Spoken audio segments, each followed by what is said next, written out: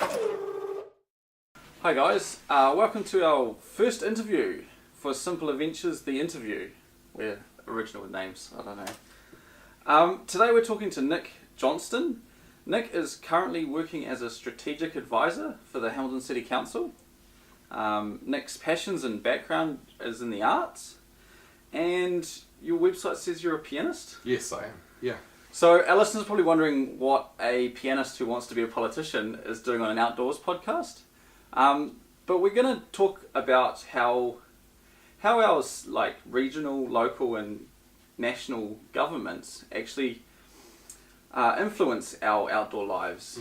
Could you explain to our listeners what decisions politicians make to facilitate our outdoor lives?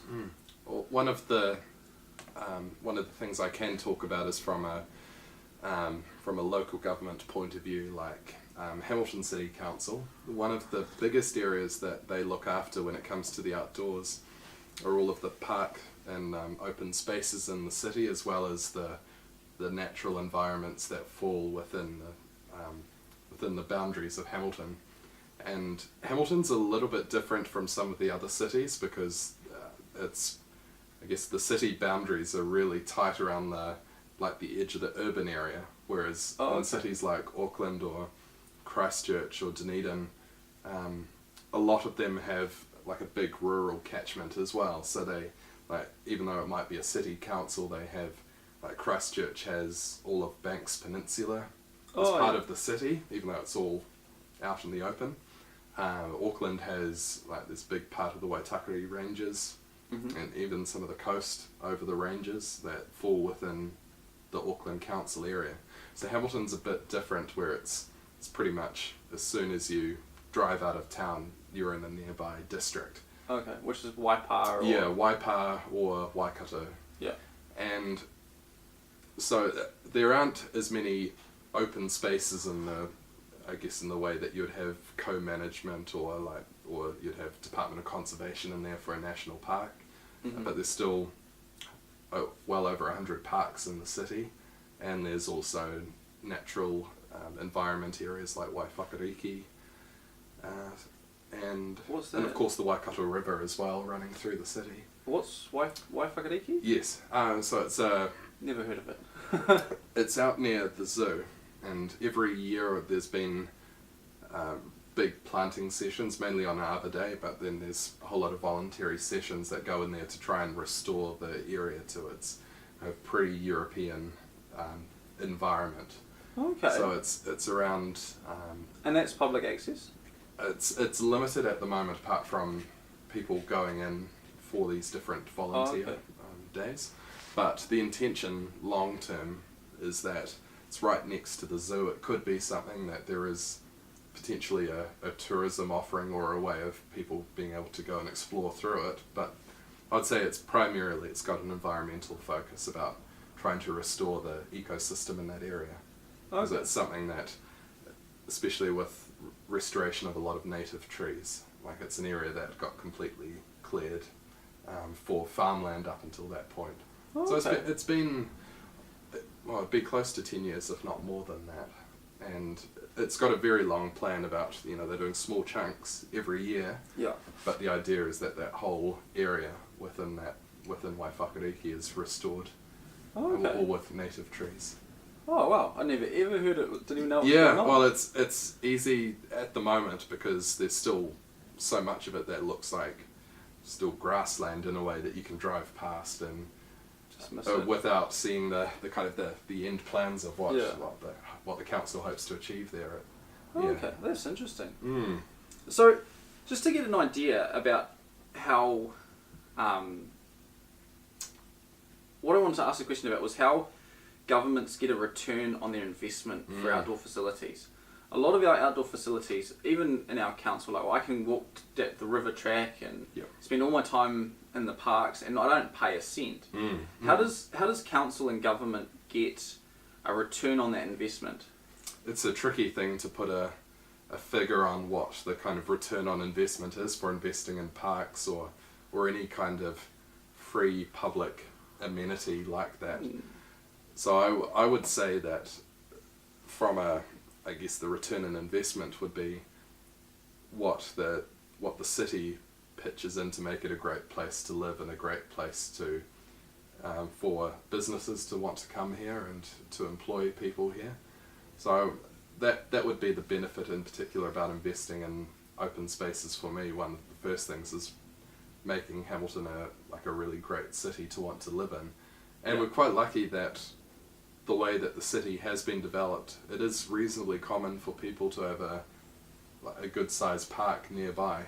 Yeah. Whether it's a sports park or some of them even destination playgrounds, some of the natural environments, some of the park space around the lake and around the river as well. So that's one thing that I think Hamilton's really got going for it, is that it has been planned where we do have lots of these parks, even if they're just small pocket parks, but there's still lots of space. We have a lot of green space in Hamilton. There's a lot of green space. And also, it's something that you don't really get a sense of unless you're in one of the tall buildings in the city, but there's actually like a great tree canopy as well that once you're up to a certain height, it looks like we live in a forest. It does, yeah, and it's a pity that, you know, for a pretty flat city you don't really get that sense of how green the city can be, especially in the warmer months. Yeah, I've noticed it because at work I've worked in the tallest building in Hamilton and all that. Yeah, on the roof as well. Great view from up there. Yeah, and I was, first time I saw it, I was surprised that, I was like, it just looks like we live in a jungle, and I like that sort of thing, so I was like, this is cool. But you wouldn't know from being on the street, you know. Yeah. It's really good. Yeah, it's unfortunate that, you know, places like Auckland where you've got all the different volcanoes, and I guess you get that sense of, you know, being able to look out and really get to see your city and how beautiful it is. And Hamilton has a lot of that to offer. You just don't have many vantage points to actually to see it in the same way. Yeah. So, in your time as a strategic advisor, what have you done for the outdoors in Hamilton? That hasn't been a focus of my job. So I've probably the only link that there has been to working with the outdoors is I've helped to facilitate quite a few public art projects, and many of them are within park environments within the city. Oh, yeah. So that, while it's not primarily that I'm working in outdoor environments, that is something that there is a bit of crossover there between some of the types of artwork which actually need to be outdoors. It's not performance art, it might be a sculpture installation, or it might be working with an artist that wants to put a mural up in a park area. Yeah. So I've actually worked a fair bit with the parks section of council. Oh, okay. But it's mainly on those areas where there is a crossover with art. Why do you think it's important to have art in our outdoor spaces, like sculptures and things like that? I think it's one of those elements that gives it a distinct and unique feeling. It's something that you wouldn't find anywhere else in the city or anywhere else in the country, and it's a way that, especially that people that it might be their local park and it's their way of adding something to it that they may have helped to organise or they may have helped to fundraise for. Yeah. So that's what I like about art in an outdoor space like that. It's also the unexpected side.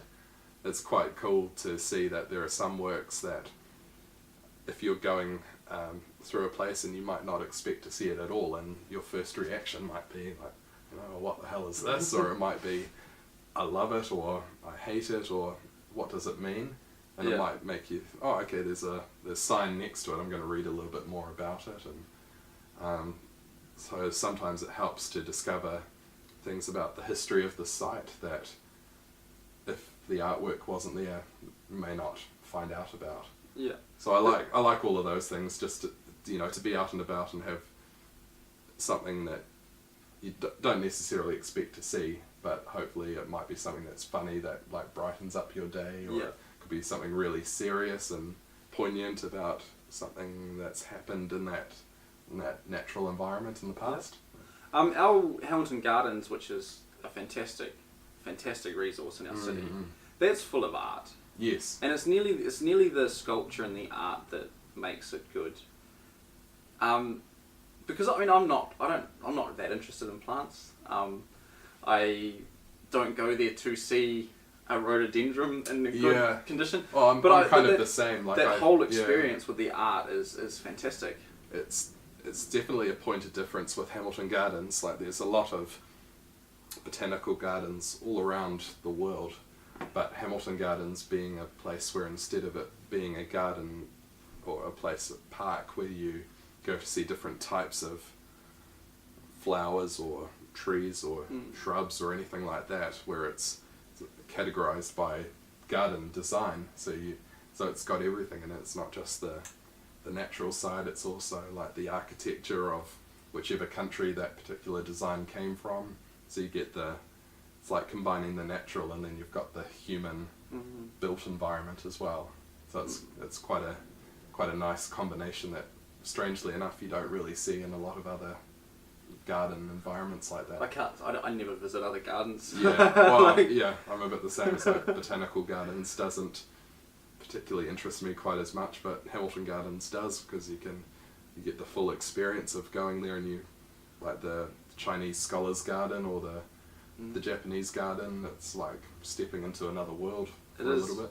It won some awards recently, didn't it? Yeah, it won International Garden of the Year about 2 years ago. Oh, so it's nice. one of the top garden design awards worldwide. Oh, good. It's definitely a fantastic thing for our city. Every out of towner I always send down, especially the staying here, because I live like so close to it. It's walking distance, you know. Talking about walking distance and accessing places, like it's easy for me to access places like that because I live here. Yeah. But getting people into the outdoors from Hamilton, we have a lot of great outdoor facilities outside our bounds, and I've found it very difficult to get, especially overseas tourists that come through and see us, out to these places without them having their own transport. Is there anything you wish to do with the council to improve that? Because my thoughts are Hamilton could be a, especially for adventure tourism and outdoor tourism, a hub where people go to day trips from, but they stay in Hamilton. You know, Raglan's an example, and there's no decent bus service out there. Yep, I agree completely. Like Hamilton's geographic location has a lot of potential for tourism. It's definitely not there yet, but it has that potential. I would say one of the things that I've mentioned in my policy platform that I'm really keen to do is to try and work more with the regional council about shuttle bus services on some of the key bus routes. And this is one that definitely have to work together with the regional council, because at the moment the bus service sits with the regional council, but the transport network within the city is with the city council. So it's one of those ones where it's a bit of a split between two different councils, but it's an area where we need to work together strategically. And I think in terms of links between Hamilton and some of the other towns, that's really important, and the services at the moment are pretty limited, or the scale is limited, so it might be a daily service or twice daily, but I know it's not something that you could easily live somewhere like Raglan and know that, well, if you didn't catch an early morning bus, then that's okay, there's another one in a couple of hours. Yeah. So I'm definitely, I have a preference for looking at some more investment in public transportation, but seeing I'm running for city council, it wouldn't be a position that you have direct influence over that, but I think it's really important to say, well, look, we're keen to try and support the regional council, improve its bus service, and what can the council offer to help support that. So that would be my position, and to try and work with some of the regional councillors, whoever is elected, to try and encourage more investment, and in particular some of those links outside of Hamilton. So all coming into linking up in the centre of Hamilton, at the transport centre. The other thing linking to tourism that I'm really keen to do is to look at investigating the rail link between Hamilton and Auckland, which is something a lot of people have talked about for many, many years now, but it's one that I've put as one of the main transport points that I'd like to look into. So I think the time is right, and there's a lot of people that could benefit from a train service if you're, especially at the moment, living in Hamilton but might be working in Auckland. Some people are even doing that commute So daily. you're looking at maybe a commuter service? Well, one that would be beneficial for commuters, but also from a tourism point of view, or for but your ultimate goal is someone living here. I need to be in Auckland by 9 o'clock every day. Yeah. I can get on the train and it'll take me there, and it'll be there at 9 o'clock every day, so I can get to work. Yeah, that in an ideal world, Yeah. if the business case stacks up, that's exactly what I'd like to see. Okay, Yeah. That'd be interesting. Just to have that option that if you are needing to go up to Auckland all the time, that you could use that time that you're sitting in the car actually productively, so not having to spend the whole time driving 2 to 4 hours a day, but you could actually spend that time working, or you could use that time like watching a movie or a TV series, or just something that tries to break up the commute a bit. Yeah. Something that you can't do while driving. Yeah. And while there might be technology like, driverless cars sometime in the future, that doesn't stop the issue of congestion. No. That's a big contributor to That'll- how long it takes to get to Auckland and back. Having a facility like that will drive up our house prices though, because you'll have people being like, well, I can afford to live in Hamilton, Yep. I can't afford to live in Auckland, but if I can actually get there easily each day. Yeah, and if that was something that was that there was investment for a rail service, it would have to be considered alongside all of those things. Like, well, if there's going to be an increase in demand, even more so than what we're seeing at the moment, that we can keep up with the supply of housing that's needed. Yeah. Yeah. Do you know how much Hamilton's grown in the last 10 years? For population, it's I would say might be about 20,000, I think, in the last 10 years. It's got a pretty steady growth rate. Yeah, it's got a lot bigger since I've... Yeah, I think it's about a couple of thousand a year on average. Okay. So when you work that out down to every week, the amount of families coming in, it's definitely one of the fastest growing cities, like outside of percentage wise. Yeah, I mean Auckland's going crazy, but for a smaller city, it's pretty comparative to that, and also with Tauranga as well, like that. It's a city growing at a very fast rate. So Tauranga, is it still growing though? Yeah, there's still a lot of pressure there as well. Yeah. But it just shows like there's so many people that are choosing to call this part of the country home, whether they're coming from overseas or moving from other parts of the country.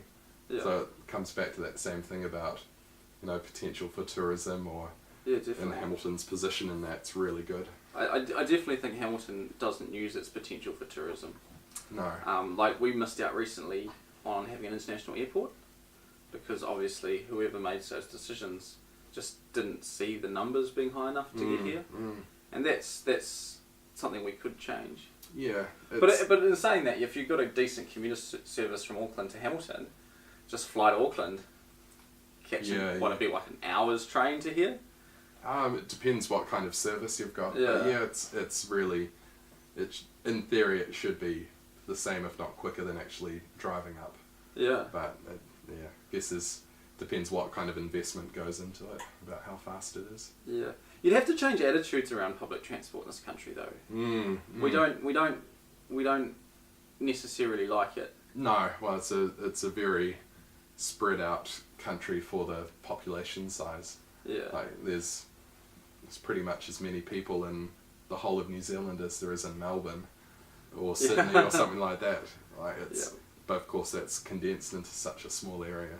So I guess there is a preference for cars, but at the same time there hasn't been a huge amount of alternative offers. Yeah. So you could say in theory that you can use a bike to get around the city, and there is more investment in cycleways than there have been in the past, but it's still a long way off being like something that, for some of the semi-committed people, I'd call myself semi-committed to cycling. Like I do cycle to work occasionally, but I definitely don't in winter or late autumn, early spring.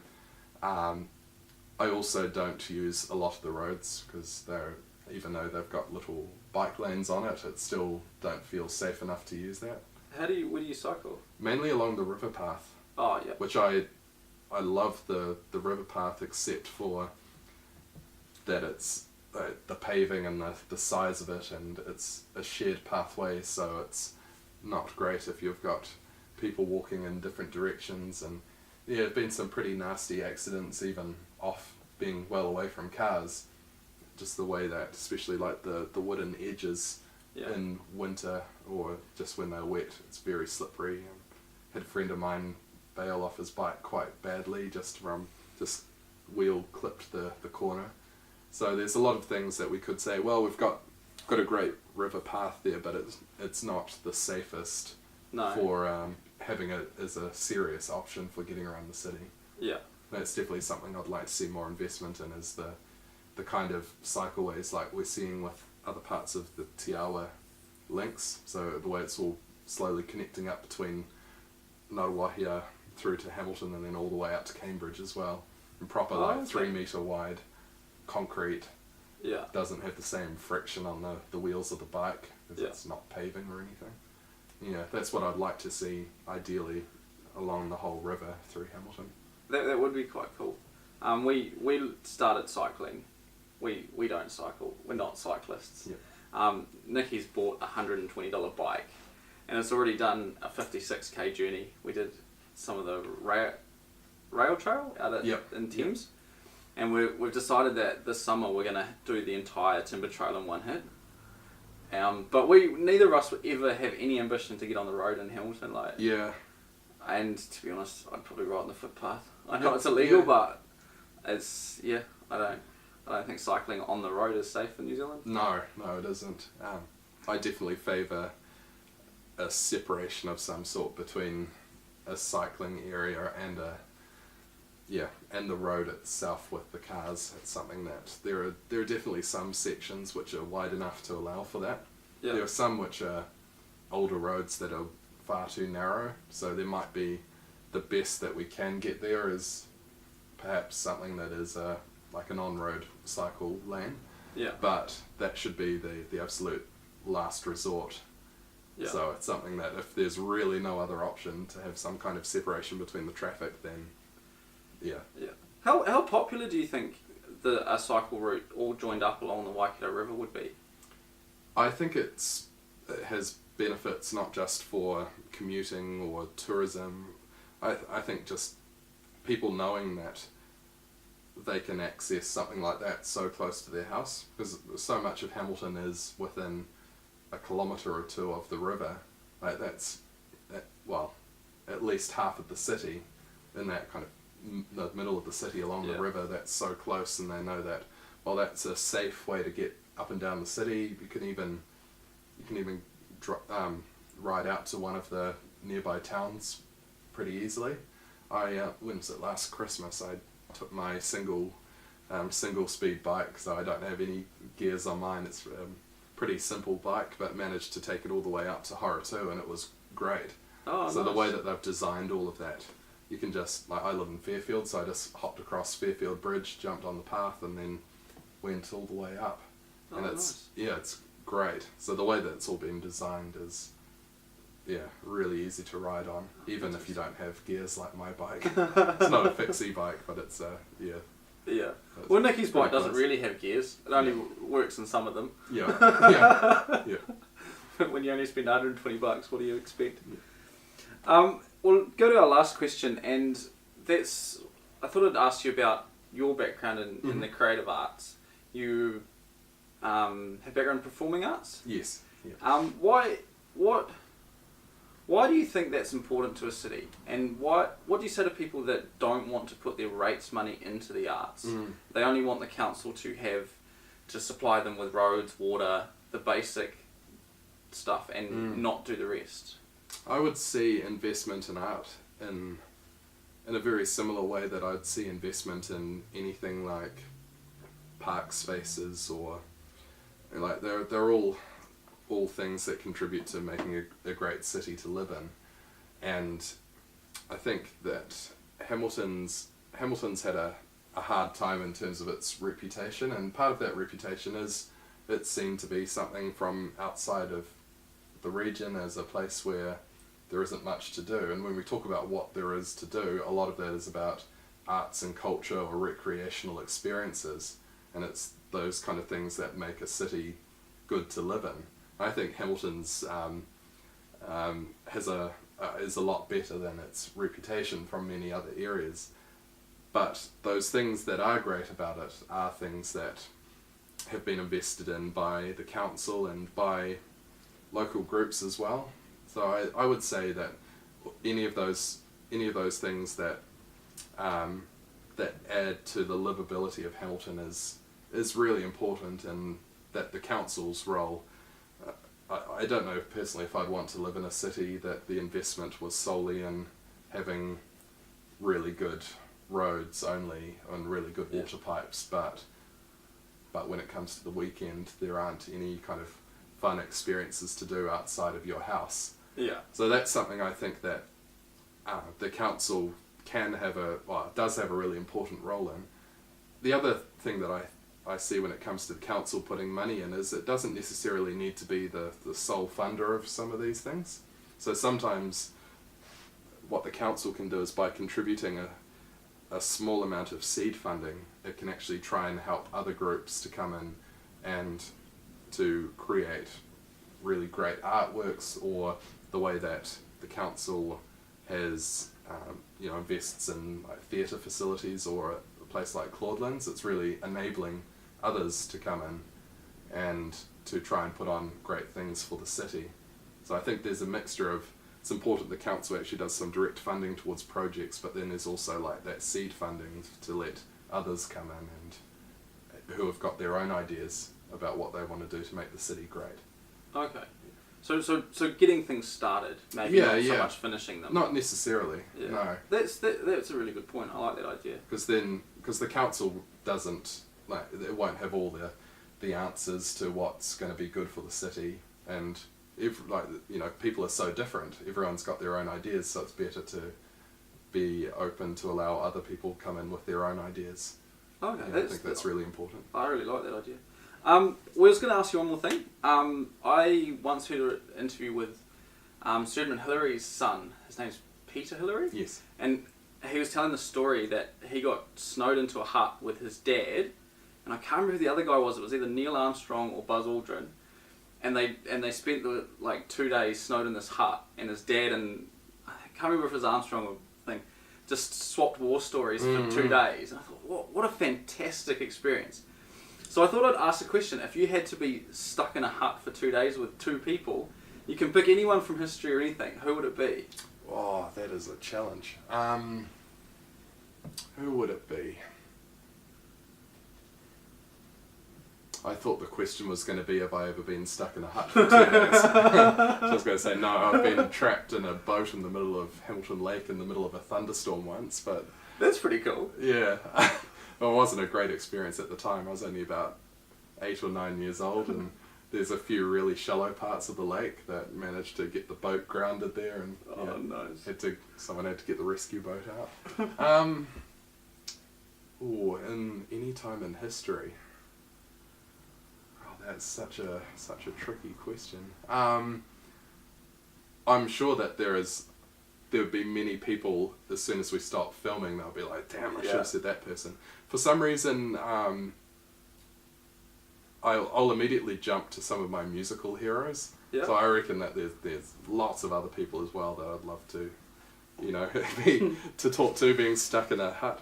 But Neil Young is one of my musical heroes. He's would he be in his mid to late 60s now, and amazing musician, and someone that's has tried out so many different styles of music as well, and I really like his attitude, so I would say Neil Young might be one of them, although he's a bit grumpy. So second person, you thought anyone yet?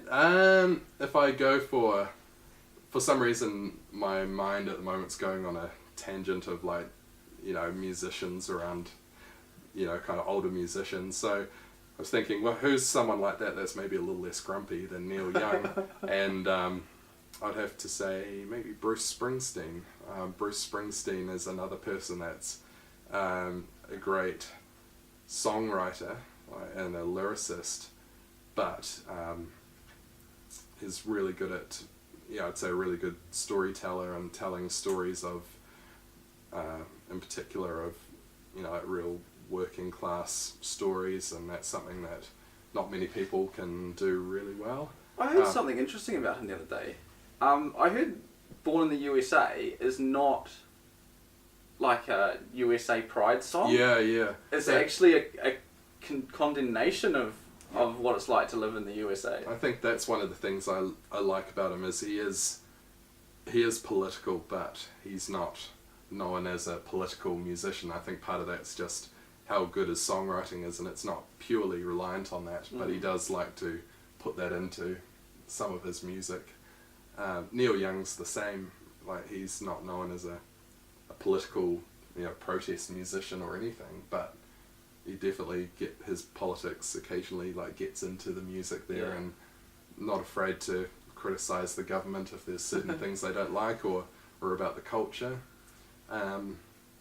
So maybe Bruce would be get the feeling he might be a little bit, maybe a little bit more hands-on as well, helping trying to get out of this cabin that's been stuck with. I don't know why. Maybe it's all of those songs about working in factories and things like that.